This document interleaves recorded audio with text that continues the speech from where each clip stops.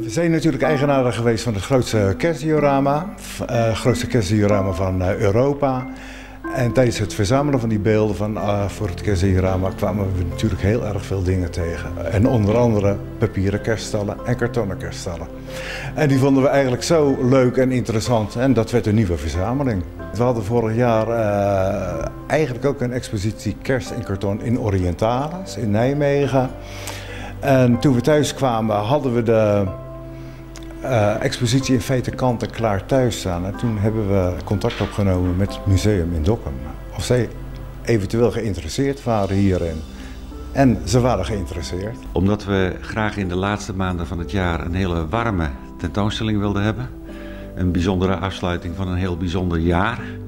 Waarin we als mensen uit elkaar zijn gedreven. Maar we hopen dat we met deze tentoonstelling en dit onderwerp de mensen weer wat bij elkaar kunnen brengen in het museum. In 1825 is er in Duitsland een uitgever op het idee gekomen omdat mensen kerstgroepen wilden hebben, maar dat niet konden betalen.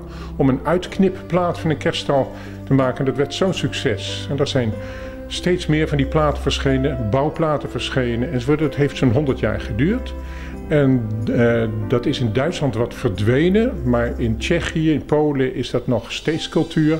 En jaarlijks verschijnen daar vele bouwplaten van kerstgroepen. Verder verschijnen de pop-up boeken van kerststallen, pop-up kaarten.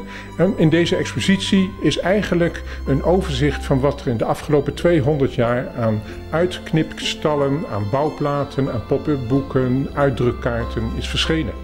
Onze verzameling bestaat uit iets van 600 items en daarvan is een derde, dus 200 items in het Documentmuseum wordt geëxposeerd. Waar echt de meest bijzondere, de mooiste, geselecteerd voor het museum. We hebben gekozen voor deze tentoonstelling omdat we vinden dat dit voor veel mensen aantrekkelijk is. We zijn buiten het toeristische seizoen, dat is dan toch wel een beetje afgelopen. Dus we hopen echt dat we heel veel mensen krijgen uit de regio zelf, uit de stad zelf. Laagdrempelige tentoonstelling waar iedereen zich thuis voelt en kan genieten van al het prachtigs wat hier te vinden is.